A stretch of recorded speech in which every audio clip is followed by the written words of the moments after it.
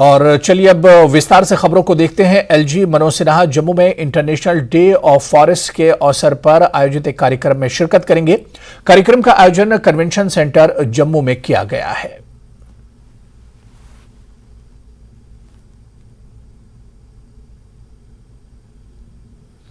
और चलिए इसी खबर पर और बातचीत करेंगे। जम्मू से हमारे सहयोगी राजन वैद हमारे साथ जुड़े हुए हैं। राजन, आज एलजी का जम्मू दौरा है जहां पर वो बहुत अहम इंटरनेशनल डे ऑफ फॉरेस्ट के अवसर पर एक कार्यक्रम में शिरकत करेंगे। क्या कुछ शेड्यूल है, कितने बजे प्रोग्राम शुरू होगा राजन?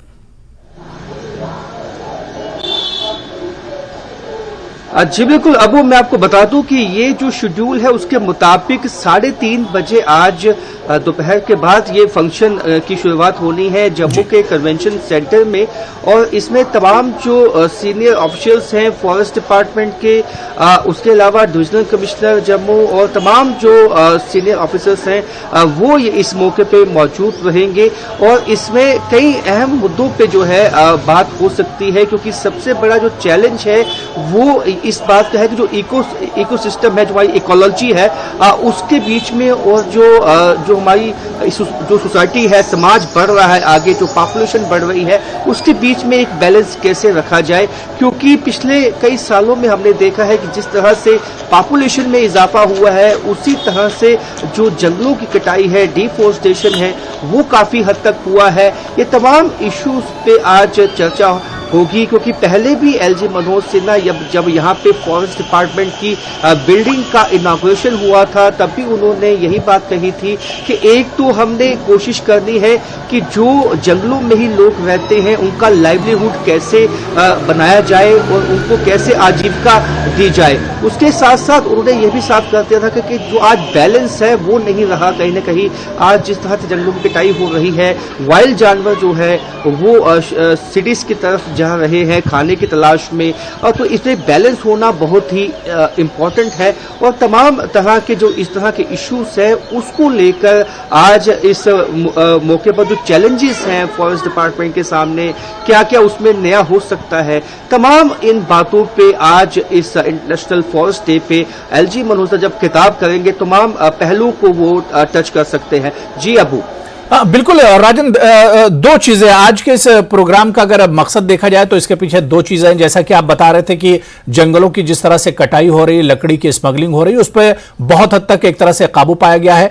एक मकसद इसका और होगा कि ज्यादा से ज्यादा अपने इर्द गिर्द लोग पौधों को लगाएं, पेड़ों को लगाएं, ताकि हरियाली बढ़ सके और हमारा जो एनवायरमेंट है वो एक तरह से महफूज रह सके।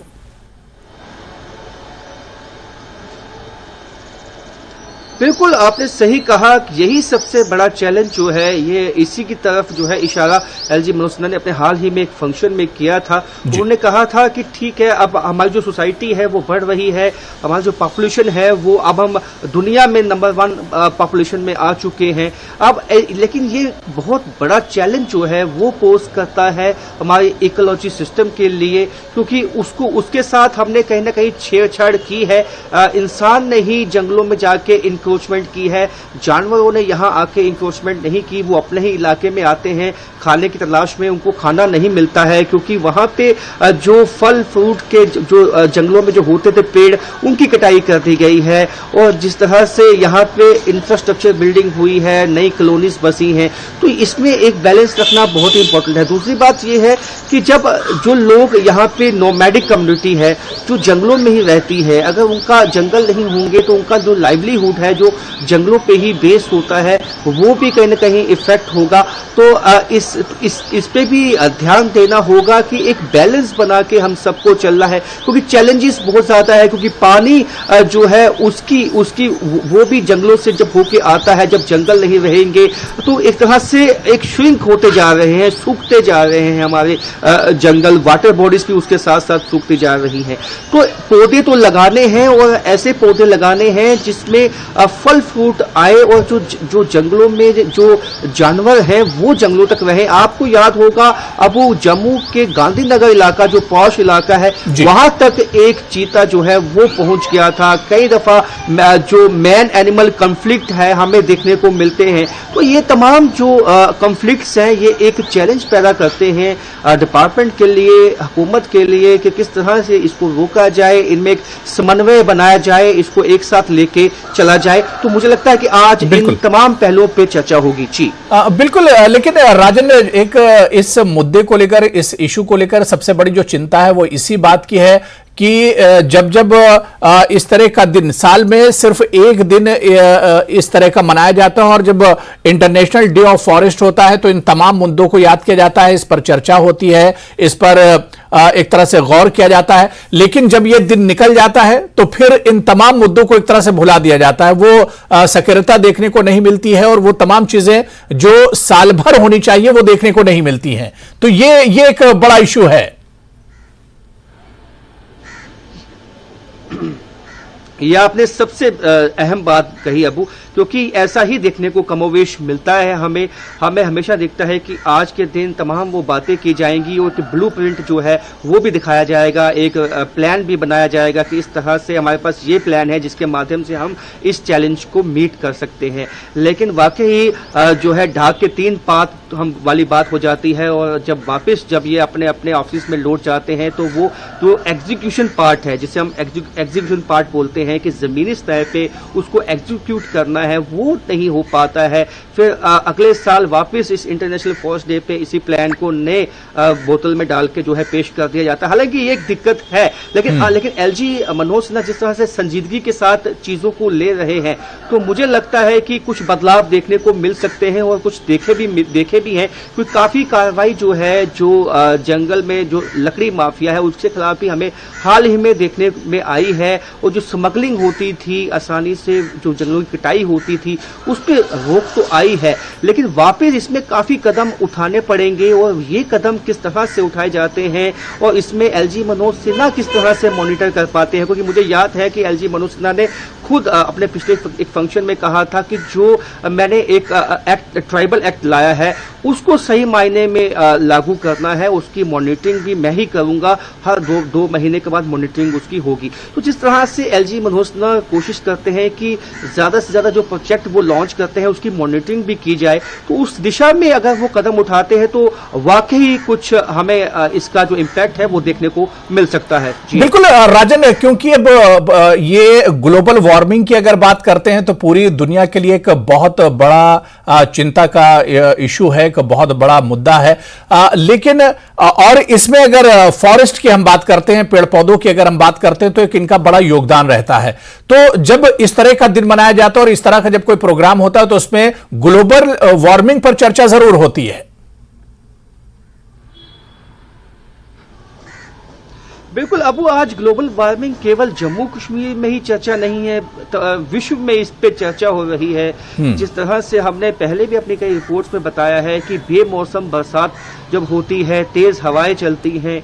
अब मार्च के महीने में कई जगह पे रजाई लेकर जम्मू में लोग सो रहे हैं। कश्मीर घाटी में इस दफा बारिश इतनी नहीं हुई है। तो ये सब जो इसके पीछे जो मूल जो इसके जो कारण होते हैं वो यही होता है कि जब जंगलों की कटाई हो जाती है तो ग्लोबल वार्मिंग उसमें इजाफा होता है, क्योंकि पेड़ पौधे ही हैं जो हमें जो ग्लोबल वार्मिंग से बचाते हैं, हमें ऑक्सीजन देते हैं। कोविड के चलते हमने देखा था कि कितना अहम हो जाता है, क्योंकि तब ये कहा गया था कि पेड़ों से ही ऑक्सीजन हमें मिलती है। और जब हमने ये महसूस किया कि जिस तरह से हमने पेड़ों की कटाई की है, हमने अपनी ही ऑक्सीजन को खत्म किया है। इन बातों को समझना केवल हुकूमत को नहीं होगा, इसके साथ साथ आम लोगों को भी इस बात को समझना होगा। कलेक्टिव एफर्ट होगा तभी कुछ बदलाव देखने को मिल सकता है। चलिए, बहुत बहुत शुक्रिया, बहुत तफसील से बातचीत की राजन आपने, और जैसे ये प्रोग्राम शुरू होगा तो आपके पास फिर आएंगे और इस पर चर्चा करेंगे। बहुत बहुत शुक्रिया हमारे साथ जुड़ने के लिए। और आगे बढ़ेंगे, ट्रैफिक से जुड़ी हुई बड़ी खबर है। श्रीनगर की ओर जाने वाला हैवी मोटर व्हीकल ट्रैफिक पत्थर गिरने के कारण नेशनल हाईवे 44 पर रुकी हुई है। ट्रैफिक पुलिस की जानिब से लोगों को लेन अनुशासन रखने और सहयोग करने की अपील की गई है। मुगल रोड से होकर जाने वाला SSG रोड बंद है।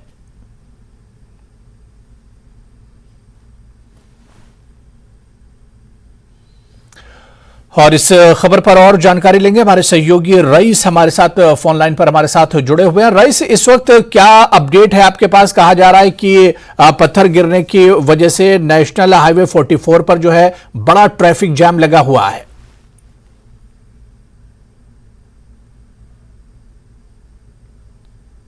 रईस, मेरी आवाज अब तक आ रही है? जी जी जी जी जी रईस, इस वक्त नेशनल हाईवे 44 पर क्या कुछ अपडेट है? किस तरह के हालात हैं ट्रैफिक को लेकर? जी हाँ, जिस तरह से कल हमने देखा कि शेरगली और श्री बीवी के पास जो है शेर बीवी के पास ट्रैफिक हॉल्ट हुआ था, मड स्लाइड आया था, उसके बाद जो है वो ट्रैफिक को रोक दिया गया था। आज HMV हाई मोटर व्हीकल जो है उनको श्रीनगर की और जो है वो चलने की वो इजाजत दी गई है और इसके साथ साथ इनको एडवाइस किया गया है कि ट्रैफिक हुकाम की तरफ से कि लेन का खास डिसिप्लिन रखे, ख्याल रखे ताकि ट्रैफिक जैम ना हो। और वहीं अगर हम देखें तो मुगल रोड जो है वो अभी भी क्लोज है। अगर हम कश्मीर के वेदर की बात करें तो आने वाले 24 घंटों में यहाँ पे जो वेदर है वो ओवर आलूद रहने का इम्कान है और वहीं कहीं जगहों पे हल्की बारिश और उसके साथ साथ ठंड और गस्ती भी चल सकती है, ऐसा जो है वो मेट डिपार्टमेंट ने प्रेडिक्ट किया है। तो आने वाले कुछ दिनों में मौसम जो है वो इसी तरह ओवर आलूद रहने का जो है वो इम्कान है। और वहीं अगर हम नेशनल हाईवे की बात करें जो श्रीनगर जम्मू राष्ट्रीय राजमार्ग है, ट्रैफिक जो है उसको वो प्ले हो रहा है। जम्मू से श्रीनगर जो है हाई वोल्टेज व्हीकल जो है वो जम्मू से श्रीनगर आ रही है। तो वही ड्राइवर ट्रैफिक हुकाम ने तमाम लोगों से को एडवाइस किया है, ड्राइवर्स को खासकर एडवाइस किया है कि वो अपनी लेन का खास ख्याल रखे, डिसिप्लिन रखे ताकि ट्रैफिक जैम जो है उनको अवॉइड किया जा सके। जी बिल्कुल रईस, अगर मुगल रोड की बात करते हैं तो बताया जा रहा है कि मुगल रोड से SSG रोड जो है वो पूरी तरह से अभी बंद है। यहां से क्या कुछ खबर मिल पा रही है? जी हाँ, जो SSG रोड के थ्रू जो मुगल रोड है वो अभी भी बंद है और यहाँ पे जिस तरह से अभी भी जो प्रिडिक्शन है, पेशन गोई है कि बारिशें जो है वो हो सकती है। आने वाले 24 घंटों में जो मौसम है वो क्लाउडी रहने का इम्कान है और वहीं जो अपर रीचेस है वहाँ पे बारिशें हो सकती है।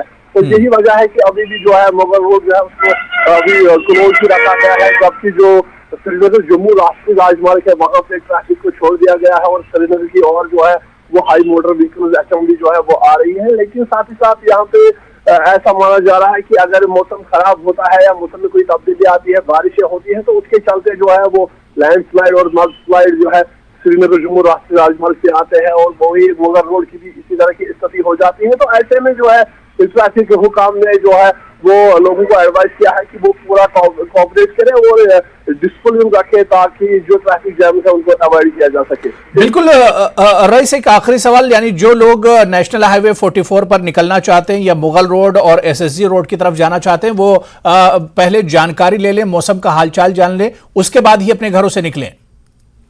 जी हाँ बिल्कुल, सफर का शुरू करने से पहले जो है वो पूरी जानकारी हासिल करें, ट्रैफिक जो डिपार्टमेंट है उनके साथ कोऑपरेट करें, पहले पूरी जानकारी हासिल करें और उसके बाद ही अपनी जर्नी, अपना सफर जो है उसको वो शुरू करें। और यहाँ पे जिस तरह से जो मेट डिपार्टमेंट है उन्होंने ऑलरेडी प्रेडिक्शन की है कि आने वाले कुछ दिनों में जो है वो मौसम जो है वो ओवर आलूद ही रहेगा, इसी तरह क्लाउडी रहेगा और कहीं कहीं जगहों पे हल्की बारिश, ठंडर के साथ साथ गस्ती विंड जो है वो चल सकती है। तो यही वजह है कि अगर बारिशें हो जाती है तो फिर इन रोडों की स्थिति जो है तो बिल्कुल, अगर आज आपको घर से बाहर निकलना है, नेशनल हाईवे पर जाना है, तो मौसम का हालचाल जरूर जान लें और इसके अलावा ट्रैफिक के बारे में जानकारी जरूर ले लें। बहुत बहुत शुक्रिया रईस हमारे साथ इस खबर पर जुड़ने के लिए। तो श्रीनगर के ओर जाने वाला हाईवे मोटर व्हीकल ट्रैफिक पत्थर गिरने के कारण नेशनल हाईवे 44 पर एक तरह से ट्रैफिक रुकी हुई, लेकिन इस ट्रैफिक को अब एक तरफा तौर पर रोका गया और श्रीनगर आने वाली गाड़ियां अब चल रही हैं।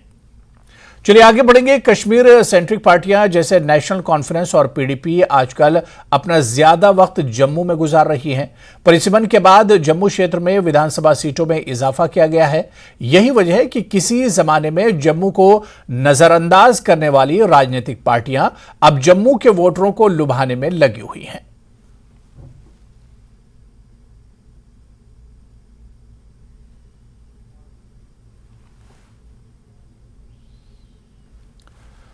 और चलिए अब बात पाकिस्तान की करेंगे, जहां राजनीतिक खींचतान लगातार जारी है। सरकार और इमरान खान की पार्टी PTI आमने सामने है। इस बीच पाकिस्तान की गठबंधन सरकार ने PTI पर ताजा हमला किया है। प्रधानमंत्री आवास पर सत्तारूढ़ गठबंधन दलों की एक बैठक हुई जिसमें कई फैसले लिए गए हैं। पाक सरकार के अनुसार पीटीआई राजनीतिक दल नहीं है बल्कि प्रतिबंधित संगठनों द्वारा प्रशिक्षित आतंकवादियों का एक गुट है। सरकार ने कानून के तहत कार्रवाई करने का अब फैसला लिया है। तो इस पर और बातचीत करेंगे। सीधे दिल्ली से हमारे सहयोगी शैलेंद्र वांगू हमारे साथ जुड़े हुए हैं। लगातार सियासी उठक पटक जो है वो शैलेंद्र हम पाकिस्तान में देख रहे हैं और अब एक तरह से ये देखने में आ रहा है कि सरकार और पीटीआई यानी इमरान खान की जो पार्टी है वो एक तरह से आमने सामने है। बिल्कुल। अब आपको बता दें कि जिस तरह से पाकिस्तान में पिछले दिनों में क्लैशेस हुए हैं, हमने देखा कि इमरान खान को अरेस्ट करने के लिए 2 दिनों तक लगातार क्लैशेस होते रहे इमरान खान के जमा पार्क घर के बाहर, और उसके बाद जब वो कोर्ट गए थे इस्लामाबाद, वहां पर भी खूब हंगामा हुआ था, टेरगेट शेलिंग हुई थी और उन्होंने दावा किया था कि इनको मारने का प्लान बनाया गया है लंदन प्लान के तहत। लेकिन इसी बीच अब हमने देखा है कि मरियम नवाज शरीफ की तरफ से एक स्टेटमेंट सामने आया था जिसमें उन्होंने कहा था कि इमरान खान की पार्टी को टेररिस्ट ऑर्गेनाइजेशन के तौर पर ट्रीट किया जाना चाहिए, जिसके बाद अब हम देख पा रहे हैं कि जो कोalition पार्टीज पाकिस्तान की रूलिंग जो कोalition पार्टी है उन्होंने मन बना लिया है और वो कह रहे हैं कि वो इस डायरेक्शन में कदम भी उठाएंगे। और इसी बीच आपको अपडेट कर दें कि कल यानी 22 मार्च को एक जॉइंट सेशन बुलाया जाएगा पार्लियामेंट का, और माना जा रहा है कि इसमें बड़े फैसले लिए जा सकते हैं ताकि स्टेट रिट को इम्प्लीमेंट करने की बात की जा रही है, यानी कि कहीं ना कहीं इमरान खान के खिलाफ, उनकी पार्टी के खिलाफ कदम उठाया जा सकता है। इसके लिए कल एक जॉइंट सेशन बुलाया गया है पाकिस्तान नेशनल असेंबली का। और आप ये भी याद दिला दें कि अब से कुछ दिन पहले पाकिस्तान के इंटीरियर मिनिस्टर राना सनाउल्लाह ने भी ये बात कही थी कि वो इस बारे में गौर करेंगे कि किस तरह से इमरान खान की पार्टी पे अगर बैन लगाना है या उसको टेरर आउटफिट के तौर पर ट्रीट करना है तो इस डायरेक्शन में क्या कुछ किया जा सकता है। इसको लेकर वो पहले से ही चर्चा कर रहे हैं अपने लॉयर्स के साथ में। तो कुल मिलाकर जो गतिरोध बना हुआ है पाकिस्तान में वो फिलहाल कम होने का नाम नहीं ले रहा है। और इसी तरह से इमरान खान की जो सपोर्टर्स है वो भी हमने देखा है कि किस तरह से उन्होंने अमेरिका में आर्मी के खिलाफ भी नारेबाजी की है, आर्मी के खिलाफ, एस्टेब्लिशमेंट के खिलाफ उन्होंने अपनी आवाज उठाई है, जिसको लेकर पाकिस्तान के प्रधानमंत्री भी परेशान दिखाई दिए और उन्होंने कल ये बात कही भी है कि आर्मी को बदनाम करना सही नहीं है। लेकिन कुल मिलाकर ये कि जो खींचतान है पाकिस्तान के अंदर पीटीआई और सरकार के यानी शैलेंद्र आने वाले समय में एक आध दिन में पाकिस्तान में और इमरान खान की पार्टी के खिलाफ, खासतौर से इमरान खान के खिलाफ मुश्किलें और बढ़ती दिख रही हैं। बिल्कुल मुश्किलें बढ़ती दिख रही हैं। हालांकि फिलहाल जो कार्रवाई हो रही थी उनके खिलाफ उस पर तो फिलहाल रोक लग गई है, लेकिन जो पॉलिटिकल खींचतान है वो खत्म नहीं हुई है। और ऐसे में जो वर्कर्स है पीटीआई के वो एकजुट हो रहे हैं और माना जा रहा है कि जल्दी एक और बड़ी रैली का इंतकाद भी इमरान खान कर सकते हैं। हालांकि डेट्स उसकी क्लियर नहीं है, लेकिन कुल मिलाकर जो इलेक्शन की मांग की जा रही है इमरान खान की तरफ से वो भी अब तक होता नजर नहीं आ रहा है। तो ऐसे में अब देखना ये होगा कि क्या कल होने वाले सेशन के अंदर पीटीआई जो कि एक वहां की एक बड़ी पार्टी है, क्या उसके खिलाफ कोई कार्रवाई का मन बना लिया है शहबाज शरीफ सरकार ने।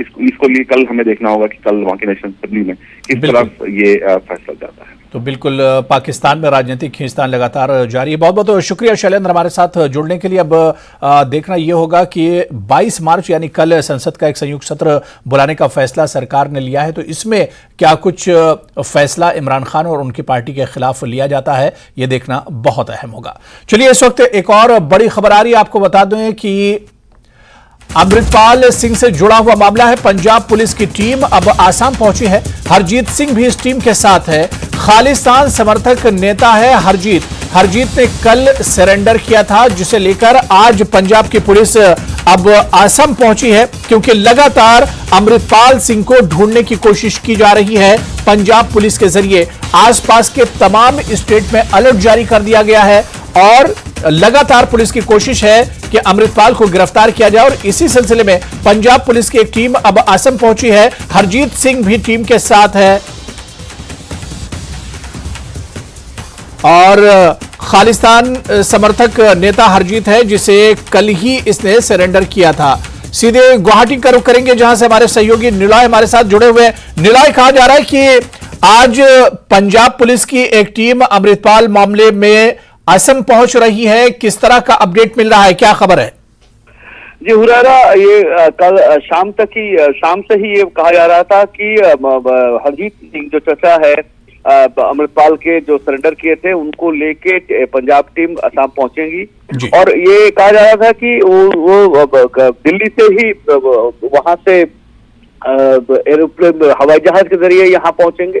लेकिन आज कल देर रात गुवाहाटी पहुंची टीम और गुवाहाटी से सड़क के रास्ते, गुवाहाटी से डिब्रूगढ़ करीबन 500-550 किलोमीटर की दूरी है, वो सड़क के रास्ते और हाई सिक्योरिटी के बीच उनको लेके डिब्रूगढ़ पहुंचा गया। और आज सुबह करीबन 7:10 पर हरजीत सिंह को डिब्रूगढ़ जेल के अंदर ले जाया गया।